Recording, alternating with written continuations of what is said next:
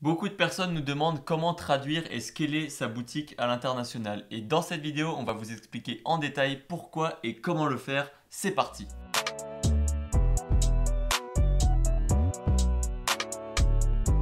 Tout d'abord, pour celles et ceux qui ne nous connaissent pas encore, on s'appelle Théo et Léo, on est e-commerçants depuis plus de 3 ans, on partage toute notre expérience sur cette chaîne YouTube et on est spécialisé sur la création de boutiques.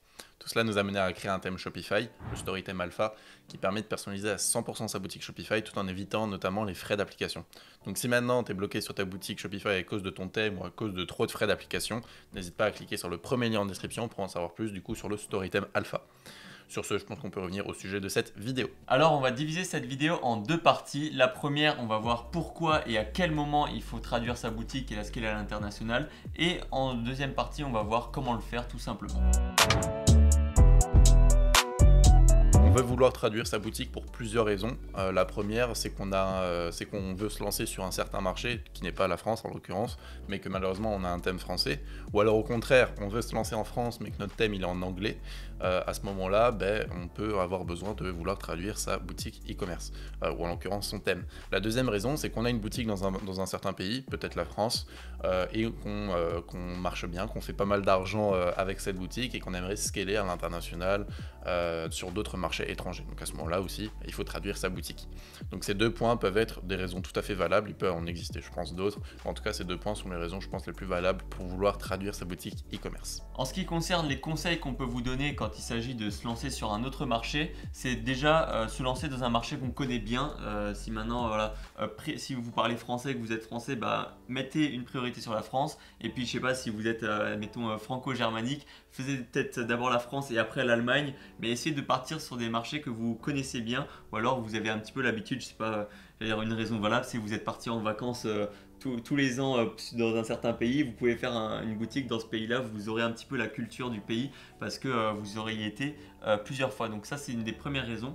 Ensuite, un premier conseil. Et ensuite, le second conseil, c'est de scaler dans un autre pays. Donc si c'est dans le cas où vous avez déjà une boutique qui marche bien, il faut scaler seulement à partir du moment où vous avez automatisé tous les process. C'est-à-dire que vous avez un SAV qui tourne bien, qui marche bien, des pubs qui tournent et qui ne s'affaiblissent pas. Tous les process sont automatiques. Maintenant, s'il y a des offres ou quoi, vous savez comment faire, comment les gérer, pour pas que ça soit que vous vous retrouvez avec trop de boutiques et que ça devienne une galère à tout gérer. Vaut mieux en gros avoir une boutique qui est super bien gérée que 3 qui ne sont pas bien gérées. C'est pour ça qu'il faut scaler uniquement quand c'est bien géré. La deuxième partie qu'on va tout de suite aborder, c'est le comment traduire sa boutique e-commerce. Pour traduire sa boutique, il y a plusieurs étapes. Donc je vais commencer par la première, c'est de vérifier les solutions d'envoi vers le pays sur lequel vous voulez scaler. Parce que les solutions d'envoi que vous aurez en France ne seront peut-être pas les mêmes en Allemagne, en Italie ou même aux États-Unis si vous vendez là-bas. Ça peut vraiment changer. Vous pourrez peut-être passer, en France on va utiliser la poste, mais peut-être que pour les États-Unis ça va être autre chose. Si vous êtes en dropshipping, peut-être qu'en France vous allez utiliser Unexpress et aux États-Unis le AliExpress Standard Shipping. Bon, après je dis ça, c'est ce qui m'est venu en tête, mais ça va vraiment différer selon le marché, donc faites attention à ça en premier. Ouais, il faut aussi voir au niveau des prix parce qu'en soi la livraison peut aussi augmenter, surtout si vous passez par un agent, ça peut coûter plus cher, donc à voir à ce niveau-là. Le deuxième point, c'est créer un nouveau Shopify par langue étrangère sur lequel vous voulez scaler, ou alors par devise même, parce que souvent on nous demande quelle application utiliser pour traduire sa boutique e-commerce. La réponse est aucune, comme ça c'est assez clair. Pourquoi ? Parce que le checkout ne sera en général pas traduit, ou alors il y aura des bugs de traduction. Les mails automatiques, que ce soit Klaviyo ou alors même SMS, avec SMS Bump, ou directement les mails de confirmation de Shopify ne seront pas forcément traduits. Les devises ne seront pas les bonnes au niveau de la comptabilité, et tout va être mélangé, donc vous ne saurez pas quelle pub Facebook a généré quelle vente, donc ça va être assez galère, surtout depuis iOS 14 où le tracking est beaucoup moins fiable. Donc c'est pour toutes ces raisons qu'il vaut mieux créer un nouveau Shopify, à moins d'avoir la solution Shopify Plus, mais là on est vraiment sur un autre niveau. Et pour vous dire simplement rapidement, Shopify Plus permet de créer jusqu'à 10 boutiques, une boutique principale et 9 autres dans d'autres pays avec d'autres devises, et tout est bien géré avec un nouveau dashboard Shopify. Mais bon, Shopify Plus coûte 2000 $ par mois minimum, donc c'est un autre niveau. C'est pas accessible pour tout le monde. Non, bien sûr, il faut être accompagné par une agence avec un Shopify partenaire, etc.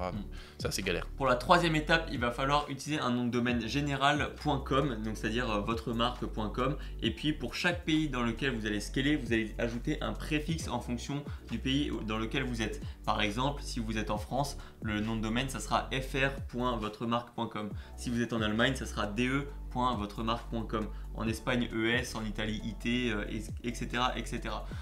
Juste pour les États-Unis, vous pouvez laisser le nom de domaine normal, on va dire que c'est le plus simple, parce que US ça fait un peu bizarre. Ouais, c'est donc c'est pour ça que justement nous on n'achète pas les noms de domaine avec Shopify, parce qu'on peut le faire et à l'époque on le faisait parce que c'est quand même beaucoup plus pratique.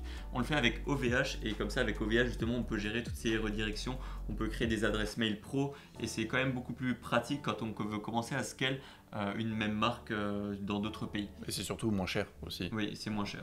Le quatrième point, ça va être un point un petit peu spécial parce qu'on va vous le montrer directement en live sur l'écran. C'est tout simplement utiliser un bon thème. Utiliser un bon thème qui peut être traduisible, qui offre plein de solutions pour traduire justement son site. Et c'est le cas effectivement du Storytheme Alpha que je vous en parlais en plus en début de vidéo. Donc là, on va voir directement en live comment le faire avec le Storytheme Alpha. Ici, on se retrouve sur un dashboard de notre boutique de démonstration qui s'appelle Silis. Là, on a notre dernière version du Storytheme Alpha qui est pour le moment, à l'heure où on tourne cette vidéo, la 1.7. Donc là, on peut directement aller dans Action et dans Modifier les langues. Lorsqu'on va aller dans Modifier les langues, on va voir toutes les traductions des textes par défaut du thème, en gros. C'est pas tous les textes, parce que la plupart des textes sont directement personnalisables dans l'éditeur, mais ça on va voir d'ici quelques secondes. Mais admettons, vous voulez modifier la langue, enfin un mot ou une expression dans le checkout, au niveau de la livraison, à ce moment-là, vous tapez simplement ici livraison. Et là, vous avez directement les checkout contacts que vous pouvez modifier. Par exemple, si vous vendez des produits numériques, ça ne va pas être adresse de livraison, ça va être adresse de facturation. Ou alors, ici, livraison sécurisée gratuite. Si vous ne l'avez pas gratuite, à ce moment-là, il faut la changer ici. Donc tout ce genre de phrases peut directement être modifié dans les langues. Une deuxième chose qu'on peut faire, c'est entièrement traduire le thème. Donc là, c'est juste changer des mots de français à français en général. Mais si maintenant on veut le modifier entièrement en allemand, à ce moment-là, on fait modifier la langue du thème. Et ici, on va prendre la langue allemand. Il y a aussi l'anglais, il y a le bulgare, le chinois. Enfin bref, il y a plein de langues que vous voyez directement ici à l'écran. Il faut savoir que ces langues sont directement liées au thème que vous utilisez. Donc vous voyez qu'avec le Storytheme Alpha, il y a toutes ces langues qui permettent vraiment de vendre dans plein de marchés différents directement, nativement avec le thème.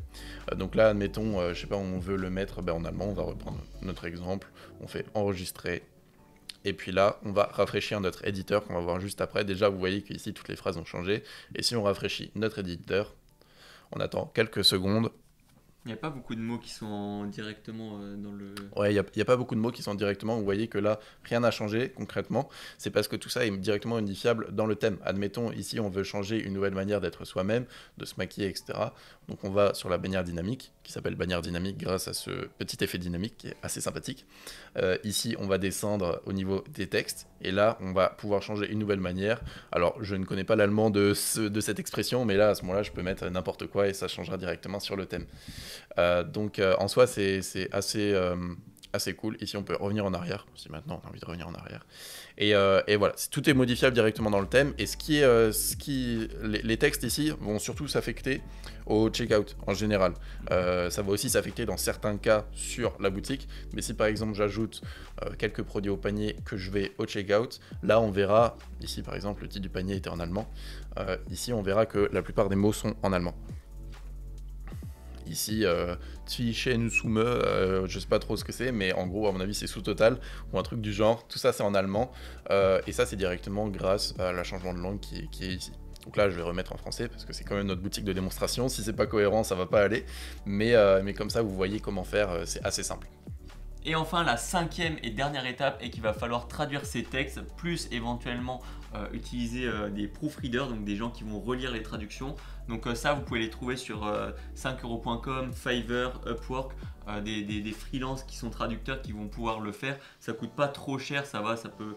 Je pense que si vous avez beaucoup de textes, ça peut aller jusqu'à maximum 30 euros, je dirais. Ça dépend des langues. Ça dépend des langues. Ouais. C'est sûr que de l'anglais, ça va être moins cher que du néerlandais. Du néerlandais, voilà. Donc, n'hésitez pas à regarder, il y en a plein de toute façon. Évitez vraiment les Google Traductions et les DeepL parce que ça fait pas des traductions correctes. À la limite, pour le SAV, ça peut passer, mais bon, c'est quand même moins professionnel. Donc voilà, c'est juste la petite la petite astuce, Là, le petit conseil, le petit petit- conseil de la fin. Voilà, le petit conseil de la fin. Donc une fois que vous avez fait tout ça, normalement vous êtes paré pour vous lancer dans un autre marché et vous avez complètement traduit votre boutique. Il faut juste savoir, et ça il faut vraiment y faire attention, que chaque marché est différent d'un autre. C'est-à-dire que les habitudes d'achat ne seront peut-être pas les mêmes, les mentalités d'achat ne seront pas les mêmes, le pouvoir d'achat ne seront pas les mêmes, enfin les pouvoirs d'achat, et ça il faut le prendre en compte donc quand on scale dans un autre marché. C'est juste le petit truc que je voulais rajouter à la fin, mais sinon voilà, vous avez toutes les clés. Si jamais vous avez des questions, n'hésitez pas à les poser en commentaire. Dernier petit mot de la fin, c'est que le Storytime Alpha qu'on vous a présenté tout au long de cette vidéo est disponible en essai gratuit. Pendant 7 jours, vous ne payez rien, c'est sans engagement. Si ça vous plaît pas, vous pouvez arrêter votre essai gratuit simplement en nous contactant. Et pour bénéficier de ce fameux essai gratuit de 7 jours sur le Storytime Alpha, cliquez sur le premier lien en description, comme je vous l'ai dit en tout début de vidéo. Et sinon, je pense que tu peux terminer avec le mot de la fin. Ouais, alors, petit mot de la fin, si jamais la vidéo vous a plu, mettez un pouce bleu et puis jusqu'à la prochaine fois, portez-vous bien, travaillez bien et croyez en vos rêves. Ciao! Salut! Attends, on a une super nouvelle pour toi, on vient de refaire notre toute nouvelle formation gratuite. C'est plus juste quelques vidéos que tu recevras par mail par-ci par-là, mais c'est vraiment tout un espace membre qui est consacré, auquel tu pourras bien sûr y accéder gratuitement et qui va t'aider à te lancer et ou te développer dans le e-commerce. On a décidé de répartir notre formation gratuite en plusieurs modules. Module 1, on va créer une boutique Shopify avec une vraie image de marque en passant de l'ouverture du compte jusqu'à la finalisation de la boutique en passant par le copywriting et la réalisation des visuels. Dans le module 2, on va voir tout ce qui est aide et back-end, on va voir comment trouver un produit gagnant mais aussi faire tout le back-end au niveau des mails et des SMS pour augmenter ton chiffre d'affaires de plus de 30%. Dans le module 3, on va parler de tout le marketing, donc le lancement sur Facebook Ads, sur Snap Ads, etc. Et enfin, on vous a préparé un petit module bonus où on a regroupé en fait plein de vidéos qui va vous expliquer comment utiliser les principaux logiciels, style Photoshop, etc.